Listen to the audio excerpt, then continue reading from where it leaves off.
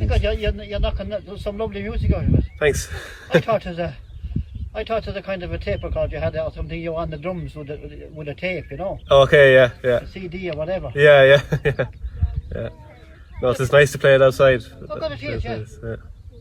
And it's not too loud as well. Yeah. You could play that anywhere in the house now. Exactly, yeah. Is that what you do with it? Yeah. Yeah, I play it away anywhere in the house. And do you play guitar and all them? You're a musical man. This is the first instrument I ever picked up. Was it? Yeah, I'd never played anything else before. Well, I played a bit of tin whistle in primary school, like. But so did everyone. Yeah. Because you were able to knock out.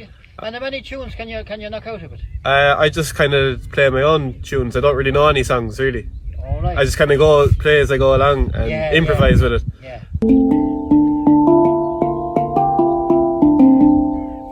That's the only song I know. Oh yeah, there's a rhythm in it. Yeah. There's a rhythm in it. Yeah.